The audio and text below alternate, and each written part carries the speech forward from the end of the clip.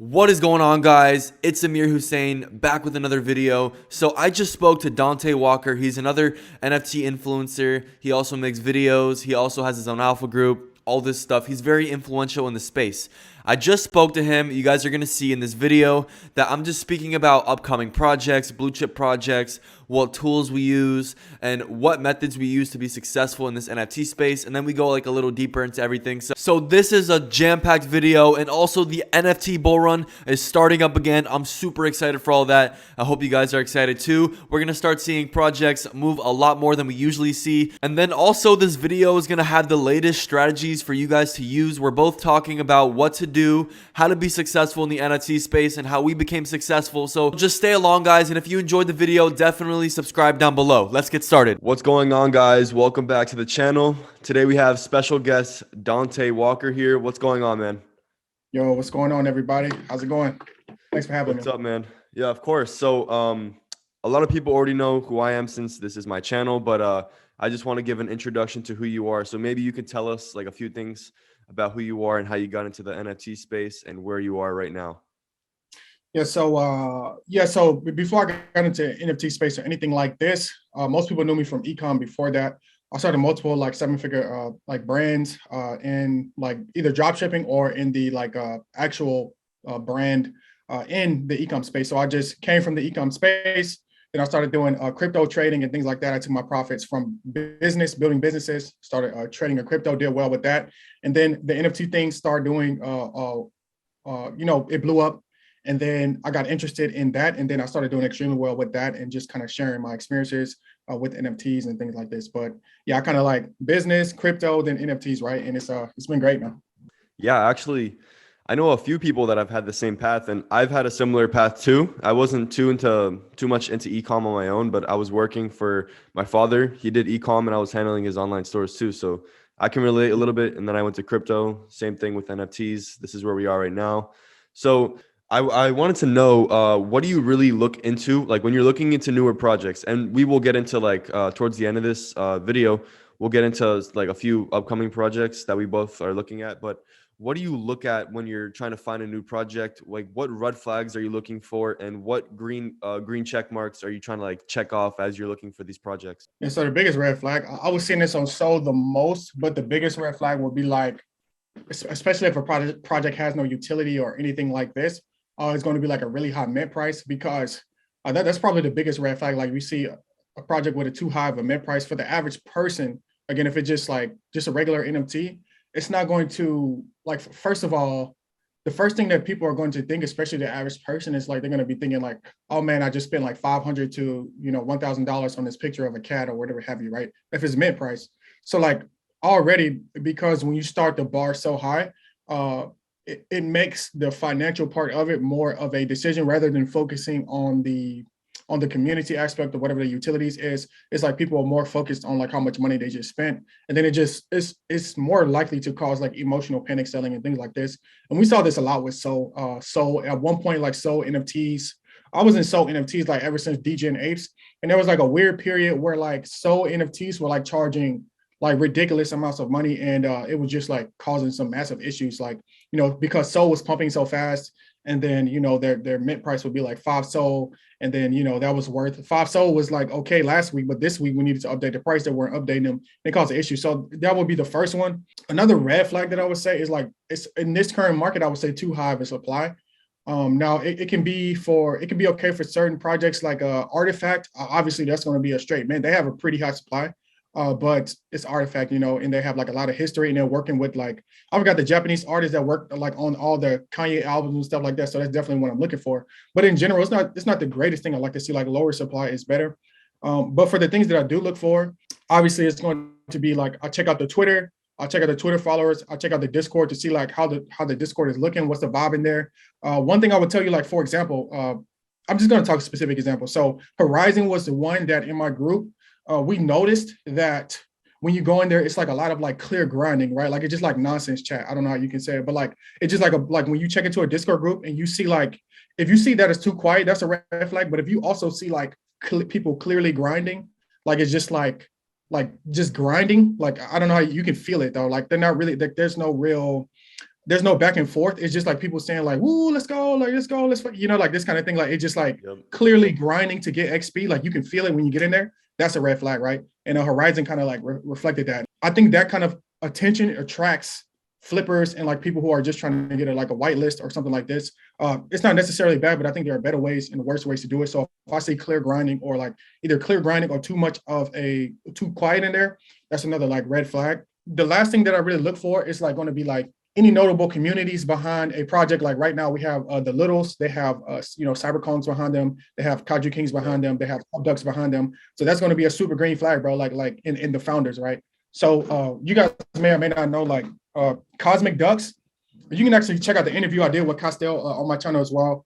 But I interviewed the owner of Cosmic Ducks, and before he actually dropped his Cosmic Ducks, he actually reached out to me.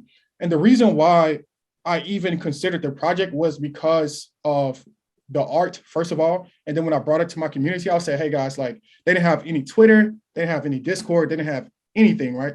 And when I brought it to my community, everybody loved it. And then what I did was I interviewed the founder, and the thing that stuck out to me about him was he had ran other previous businesses before. A lot of people think that, this stuff on the blockchain is some kind of magical thing. It's really not. It's really just running a business on the blockchain with images and utility, right?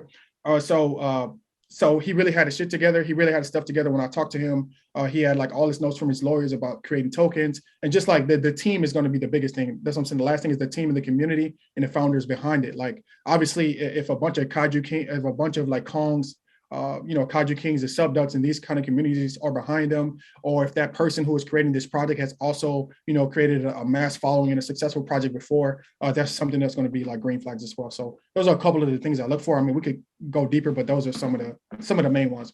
Right? Adding along to your green flag list, like a prominent figure or an expert in the NFT space. And again, let's use Dante as an example. Let's say he has his NFT project. You would want to first look at him and say, is this person a good person who can run a business? Is this person someone who can run a community, sustain, make everyone happy?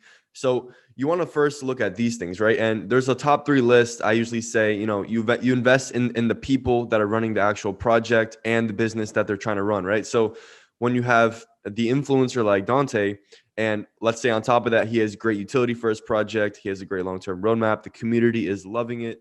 Those are all green flags that you're looking for. And there is a bunch of red flags to look for. But when you're investing into someone that you trust, and when you're investing into the founder, that should pretty much erase all the red flags from you.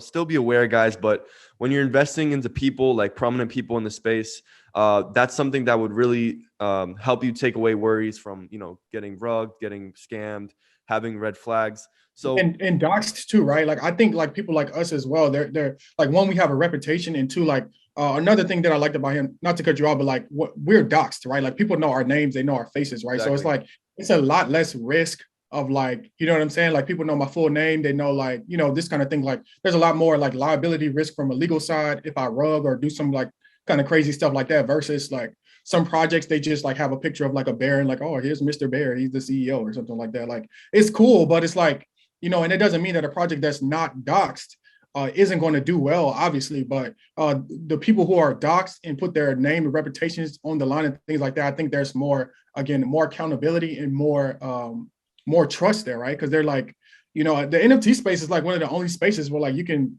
like not even reveal your identity and still possibly get millions of dollars. It's pretty crazy. Like, I mean, in the regular space, if you try to like actually like try to generate money, you need to have like 30 years experience in the space and this kind of thing. And they might give you like $5,000, right? So, it's just like it's completely different. But at the bare minimum, I do like to see like doxed teams. Not all the time, but and that's a big thing with influencers like us. Obviously, we're doxed and this kind of thing. At this point, I think it's unacceptable to not be doxxed. I think you need to be doxxed at this point. There's been too many people that have been damaged in the past, mentally, emotionally, and by their wallet, they've been damaged. So I think it's a necessity. You need to dox yourself. You need to dox your team. And you don't need to make a 10K supply for every project, guys. Whoever is out there trying to make a project, don't do 10K supply. It's not going to work anymore unless you're freaking Artifact Studios or something like in that realm. Yeah. So, like, do you know why people got stuck on that number? Like, I was like, why is people doing this? Like, why? Why is the thing that people got stuck on like 10K, 10K? Like, I was like, why is this the thing? It seems like it's going away now, but Yeah, it's still there for sure. It seems like now 3K, and I feel comfortable with it. I think like anything under 5K is better. Like 3K is like a sweet spot, like 3K, even 1K, but like I say like 5K to 6K max, but 10K is yeah, I think it's kind of Yeah, ridiculous at this. 100%. I even spoke about that in my last couple of videos. I'm sure you were telling your group about that too. Do you want to go over a couple, like maybe 3 or 4 blue chips that you think are going to perform well down the future, and what you're looking for when you're looking for blue chip projects? Okay, so specifically blue chips, definitely mutant apes. I've been talking about this for like a long time. I have a specific like a call. I guess you can say I've talked about them in videos, but uh, with the mutant apes, the reason why I was bullish on them, we were seeing them kind of stabilize at, they didn't really go lower than 2.7 to let's say 4.2 ETH or something like that, but they were like sitting between this range for quite some time. And the reason why I was bullish on them at that time is because you know, BAYC had announced that they had the tokens coming out, and now that news that is kind of coming to fruition, and that's why we're seeing this blow up right now. So that's definitely a blue chip that I was eyeing, and we've been talking about. That one's kind of like blowing up a little bit now. The next one is going to be Cyberkongs VX. I actually just got one for like under 1 ETH like 2 days ago, and the reason why is because obviously it's Cyberconk's brand. It's like the same thing with Mutant Apes, right? Like you can buy Mutant Apes and feel fairly comfortable that they're not just going to like go to zero or go that low because obviously it's directly associated with an actual blue chip. Same thing for Cyberconk's VX. Everything Cyberconk's is a blue chip. They already have the land in the metaverse. Obviously, metaverse is blowing up, and I think in the next 1 or 2 years, that's going to be like one of the biggest things. Cyberconk's already has land in the sandbox. The next one I would probably say is kind of in the middle for me is maybe Kaiju Kings. I don't know if you would consider that blue chip, but I would consider that like in the realm of blue chip. But definitely Kaiju Kings would be on there. It's just far as like if you look at the entry point versus the deal, and I don't want to say like BAYC because I don't know, I don't feel like that's that useful to people. You know what I mean? Like it's like 80 ETH floor like that. I mean, if you can afford a BAYC, I think it's a really good investment. For sure, BAYC. I feel like they have the potential to overtake punks. I know that's like a bold statement to make, right? But I do think that is there. And let's see, maybe Subducks as well, right? Subducks is in there. And specifically, if you want to look at something from Subducks, I would say their toes are like really cheap right now. And that's from like something that kind of in the middle of blue chip, right? Because the obvious blue chips, I don't want to just be like, oh, Cyberpunks, Cones, like, this kind of thing. So what would yours be? Yeah, so definitely the Mutant Apes, because they do have some news of they might have a token play coming up in Yeah, maybe some bit of time. So that is exactly. definitely something that I'm considering. I've been considering getting into for a while. Never actually went for the hit. I was waiting till they reached about a 3.5 ETH floor, which they kind of did around that range, and then they just Yeah, they did. exploded. They did for like one day. I saw them like they did to like 2.9 or something like that. Like Yeah, it'll that's be for like crazy. 24 hours and you got to get it. And then, yeah. Yeah, that's crazy. But I was eyeing them for since forever, and I even went to NFT NYC, and I just saw all these people who were Mutant Ape owners, Bored Ape owners, and it's like the Mutant Apes and the Bored Apes are kind of like on the same mind space. Like when they're all hanging out together, they all see each other as equals. So it's Same it's benefits. Yeah. something it's something really cool that you basically get to be friends with the Bored Apes because you're a Mutant Ape, and it's really crazy that you can just build that connection by spending so much less money. So even Yeah. though the whole board, what is it, the Kennel Club, the No other club. sister collection of the Board It Yacht Club and Mutant Ape Yacht Club, that one in my opinion has time to build up to make their own run up.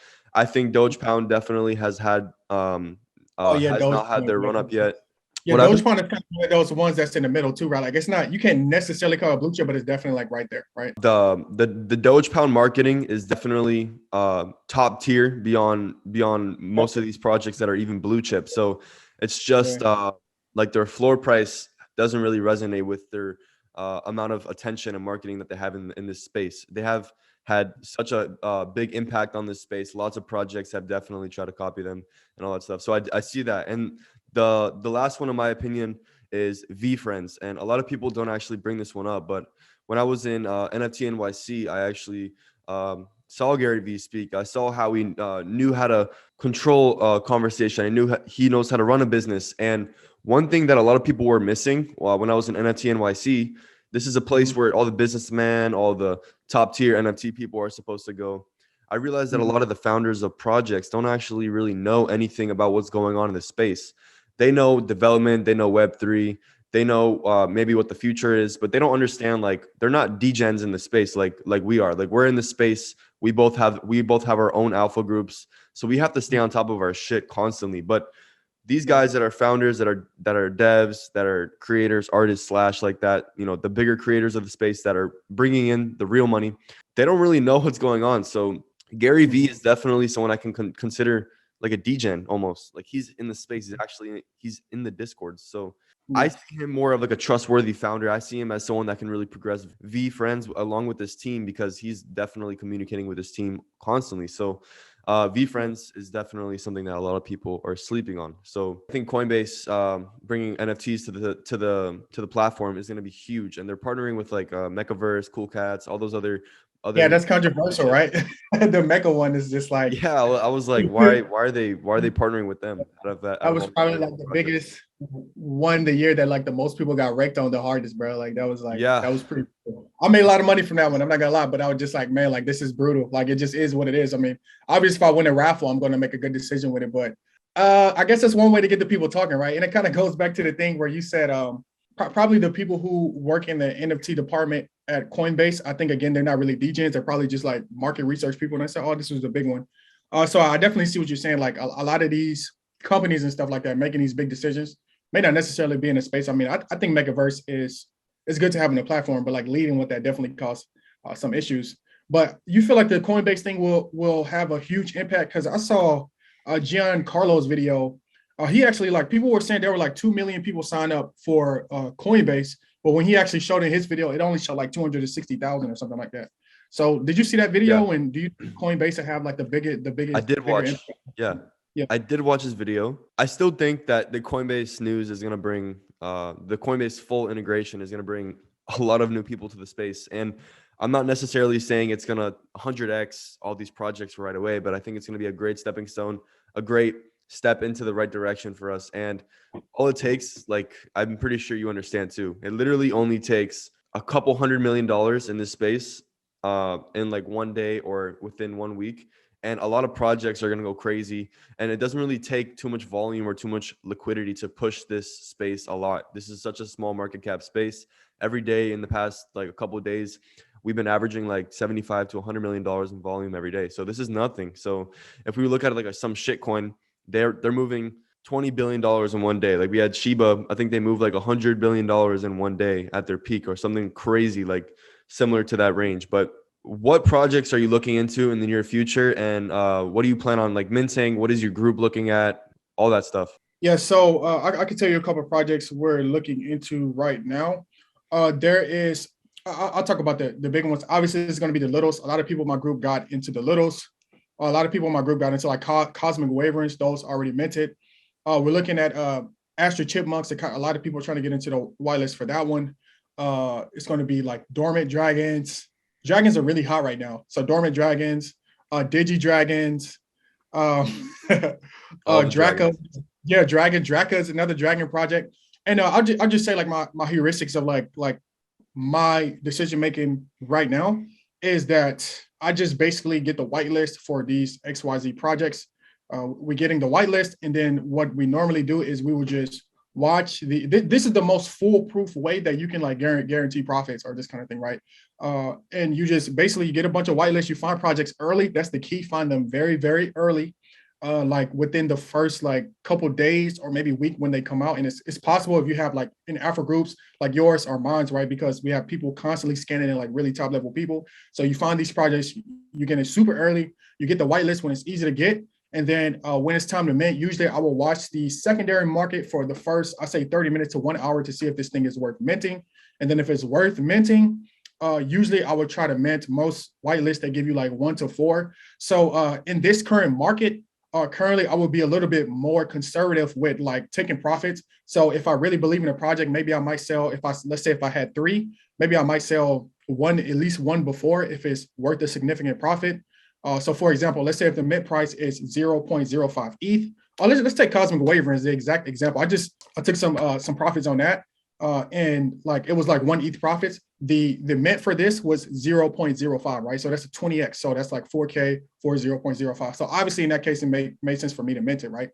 But if I see something and I'm going to mint it, and then I look on the secondary and it's maybe like 0.16 ETH or it's break even, I probably might not mint it, even if it's a project that I want to get into. I might just wait for the market to react, for them all to mint out, and then I may just grab it for cheaper, right?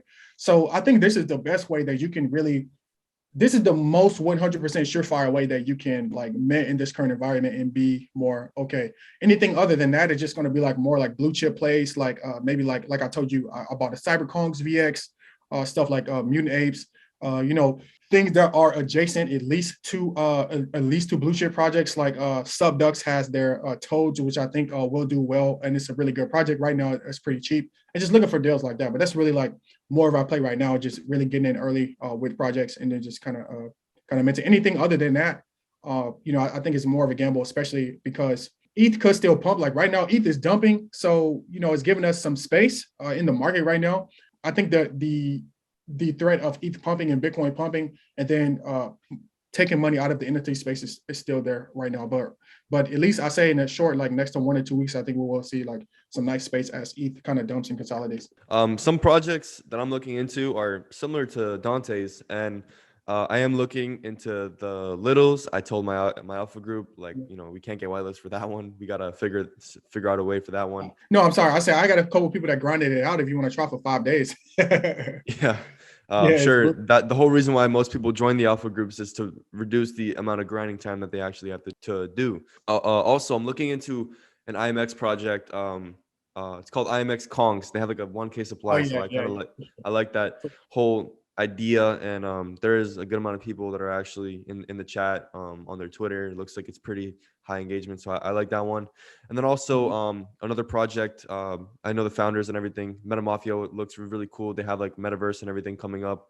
And then yeah, I'm not really looking into too many projects. I'm not trying to mint too many projects. I'm not trying to be focused on 10 projects at once. So me and my team on my alpha group, we're always finding new projects, this and that.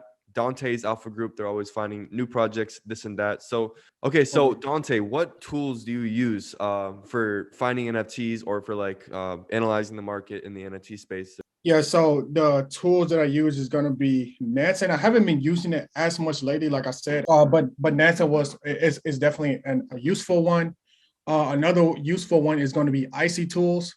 Another one that I don't use as much. I do have my own custom tools. So basically, what we can tell is we look at tools to see like it's like one in the Discord group, but it basically tells you like what whales are minting, or like we have like, let's say like 10 notable wallets that people that we watch out for, like Cole, Ethereum, Becker, Gary V, whatever have you, right? Like Otto, what's the guy? Otto Swan.